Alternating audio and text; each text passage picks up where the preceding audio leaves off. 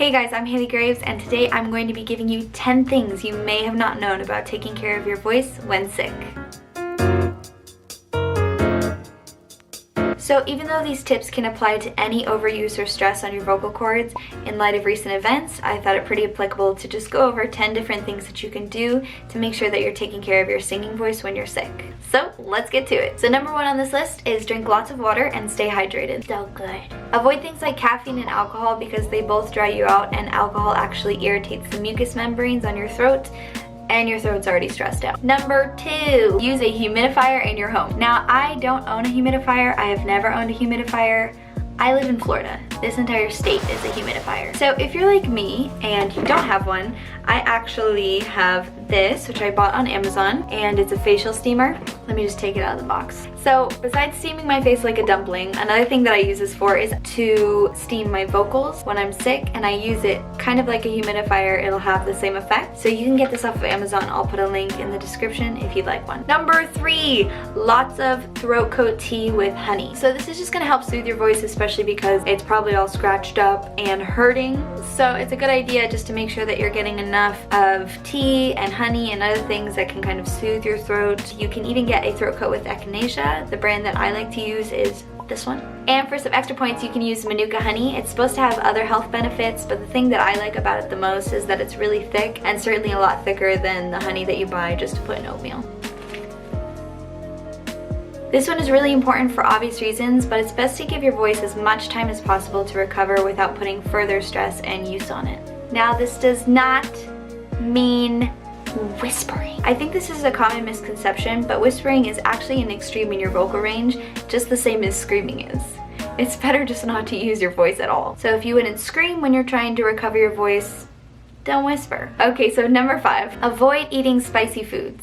I know this one is hard because I really love spicy food as well. If you don't like spicy food, there's no love lost, but if you do, it may be hard to stay away from it, especially when eating it kind of clears your sinuses and makes you feel like a little bit more cleaned out. But you're just gonna have to find other ways to do it because spicy food can actually cause stomach acid to move into your throat and esophagus, which will cause further damage. It's already stressed out. Don't do that to your voice. Number 6. So you want to try to eat foods that are rich in vitamins A, E, and C, as these all help to keep the mucous membranes in your throat healthy. You can also take supplements if that's your thing, and if not, just try to look for foods or Google foods that are rich and plentiful in those things. Number 7, don't smoke. If you don't smoke, then go ahead and skip to number 8. This one's not for you. But if you do, then why? Just kidding. You can do whatever you want to do, but if what you want is to get your voice better in the least amount of time possible, then avoid popping outside for a quick fix of nicotine as much as you can, or not at all if possible. Don't smoke. Coming in at number 8.